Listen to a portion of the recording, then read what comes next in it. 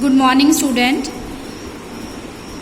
इससे पहले जो वीडियो भेजी गई है उसमें आपको फंक्शन ऑफ स्टैटिस्टिक्स करवाए जा रहे थे।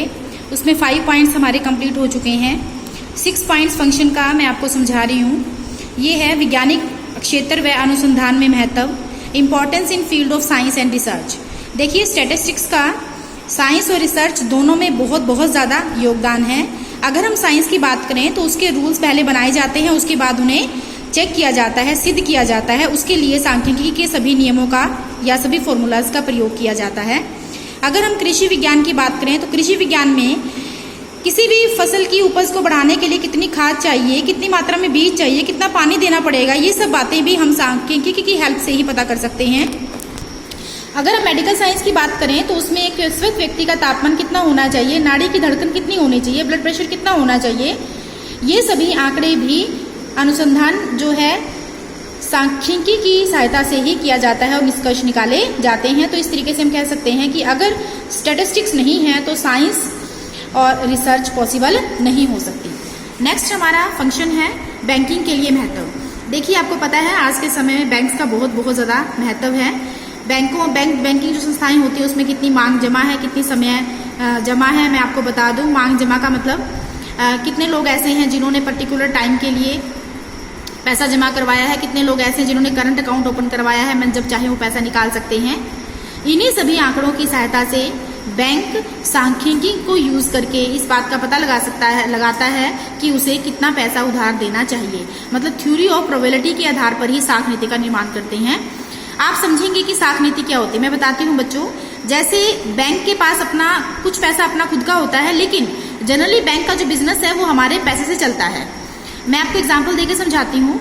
एक व्यक्ति आया, उसने 1 लाख रुपया बैंक में जमा करवाया और उसने कहा कि मेरी ये 5 साल के लिए एफडी कर दीजिए।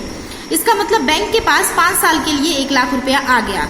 अब बैंक उस पैसे को चाहे तो बाहर लोन के रूप में दे सकता है, क्योंकि ये बात कंफर्म हो गई है कि वो 1 लाख रुपए मांगने वो व्यक्ति 5 साल से पहले नहीं आएगा। लेकिन फिर भी कुछ सर्कमस्टांसेस ऐसे होते हैं कि उस व्यक्ति को उस पैसे की जरूरत जल्दी पड़ गई। अगर जल्दी पड़ गई वो जल्दी आ सकता है, तो यहाँ पर ये थ्योरी ऑफ प्रोबेबिलिटी लगेगी। प्रोबेबिलिटी मतलब कितनी संभावनाएं हैं कि वो व्यक्ति 5 साल से पहले अपना पैसा लेने आ जाएगा। उसी को ध्यान में रखते हुए बैंक जो है अपनी साख नीति का निर्माण करेंगे। बैंक साख नीति का मतलब कितना पैसा बैंक उधार दे सकता है। अगला जो पॉइंट है वो है बीमा कंपनियों के लिए। बीमा कंपनियों से आप सभी लोग अनजान नहीं है। जिस तरीके से कोरोना काल है उससे तो बीमा कंपनियों की इम्पोर्टेंस और भी ज़्यादा बढ़ गई है, क्योंकि जितनी हमारे जीवन के ऊपर रिस्क है उतना ही हमें इंश्योरेंस की ज़रूरत है, उतनी ही हमें अपनी परिवार के लिए, अपने बच्चों के लिए सुरक्षा करने की ज़रूरत है। तो ये कंपनियां एक्सपेक्टेशन ऑफ लाइफ और इंश्योरेंस प्रीमियम, ये 2 बातें होती हैं। एक्सपेक्टेशन ऑफ लाइफ मतलब उस व्यक्ति के जिंदा रहने की कितनी संभावनाएं हैं, उसी के अकॉर्डिंग इंश्योरेंस प्रीमियम निर्धारित किया जाता है।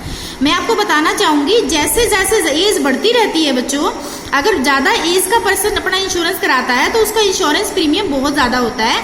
और इसके लिए लाइफ टेबल्स होती हैं, और वो जो लाइफ टेबल्स बनाई जाती हैं वो भी थ्योरी ऑफ प्रोबेबिलिटी पर ही बनाई जाती हैं।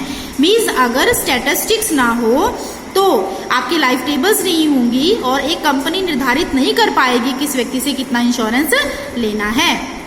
तो हम ये कह सकते हैं कि बीमा कंपनियों के लिए भी स्टैटिस्टिक्स का बहुत ज़्यादा योगदान है। उसके बाद हम अपने क्षेत्र की बात करते हैं। Yes, education sector. देखिए, एजुकेशन सेक्टर भी सांख्यिकी से अछूता नहीं है, क्योंकि आपको पता है किसी भी देश की डेवलपमेंट के लिए शिक्षा का अच्छा स्तर होना बहुत ज़रूरी है।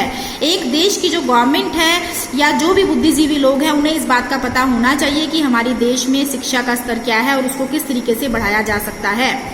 किसी भी देश की डेवलपमेंट में कितने स्कूल हैं, कितने कॉलेज हैं, इनकी कितनी संख्या है, कितने विद्यार्थियों के ऊपर कितने टीचर हैं, कितने कॉलेजेस बने हैं, इन सभी आंकड़ों का ज्ञान लेने के बाद ही एक सरकार अपनी एजुकेशन पॉलिसी बनाती है।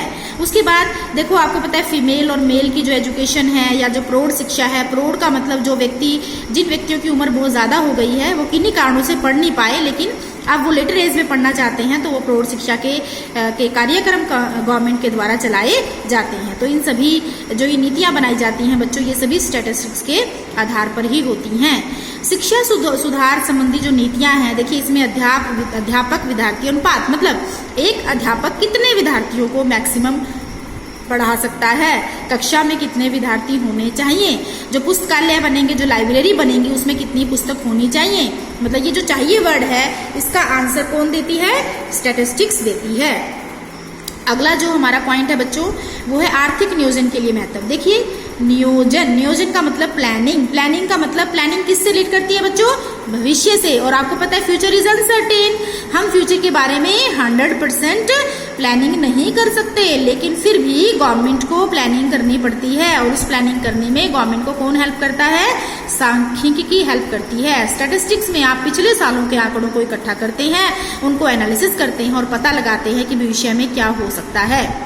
हम ये कहें कि हमारी सरकार प्लानिंग करती है, इकोनॉमिक प्लानिंग करती है, उसमें अनाज कितना उत्पादन किया जाएगा, राष्ट्रीय आय में कितनी वृद्धि होगी, ये सारे आंकड़े इकट्ठे किए जाते हैं पिछले सालों के, उसके बेस पे आने वाले सालों के बजट बनाए जाते हैं और आने वाले सालों के बारे में डिसीजन लिए जाते हैं।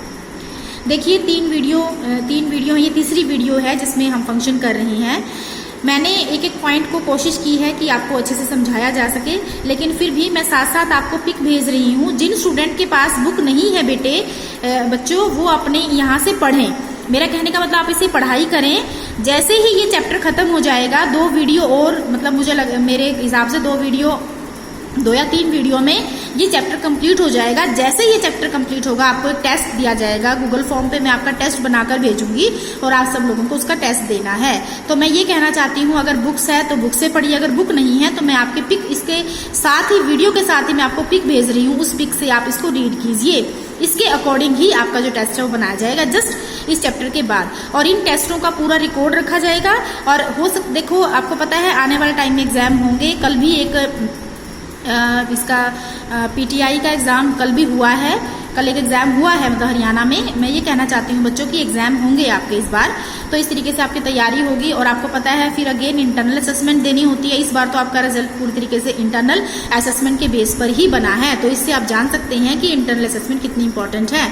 तो ये जो टेस्ट मैं आपको गूगल फॉर्म पे दूंगी, ये टेस्ट आप मुझे पूरा कंप्लीट करके भेजेंगे, तभी आपको आगे ऐसे, मतलब मैं ये कहना चाह रही हूँ कि इसका पूरा रिकॉर्ड मेंटेन होगा और उसी के अकॉर्डिंग आपकी इंट्रेंस असेसमेंट लगाई जाएंगी। तो बी सीरियस अबाउट स्टडी, आप सीरियस हो जाइए, अपनी बुक्स परचेज कर लीजिए। अगर किताबें आपको मार्केट में नहीं मिल रही हैं तो पुराने जो बच्चे हैं उनसे आप बुक्सेज मांग सकते हैं।